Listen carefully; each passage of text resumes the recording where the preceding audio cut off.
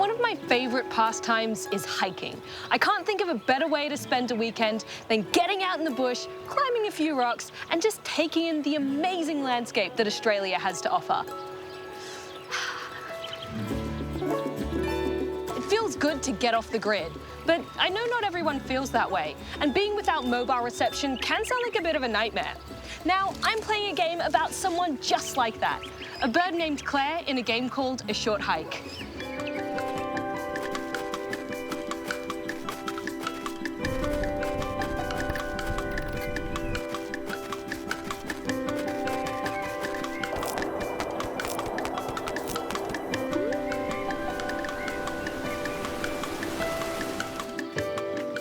Made by one person, Adam Robson Yu, A Short Hike is a sweet little exploration game.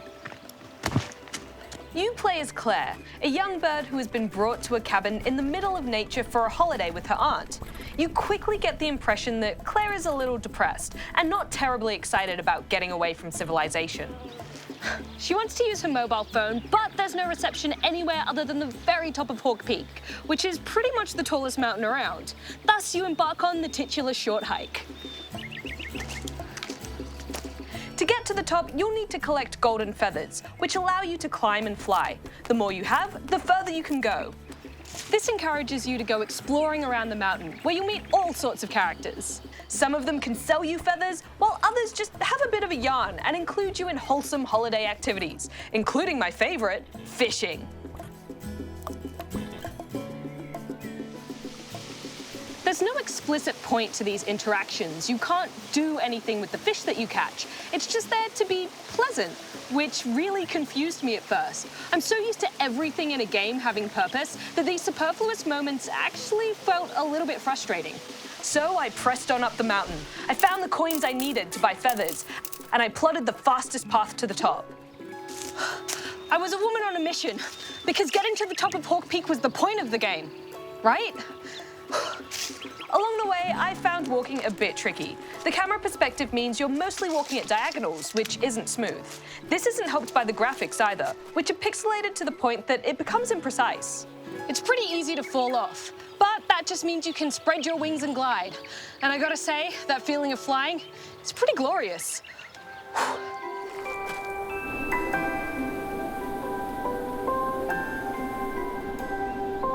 The game captures subtle pleasures and peppers them throughout. For example, dipping into a hot spring to warm my frozen feathers was not only a clever gameplay mechanic, but it made me feel comforted and refreshed.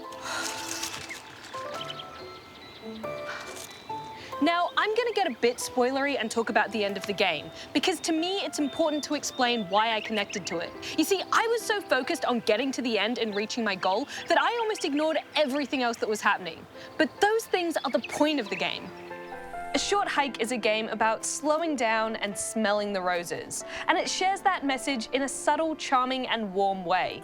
It's not the expected, nature is better than technology narrative. It's about connecting with the world right in front of you. The game itself is quite short, coming in at maybe 1 to 2 hours long.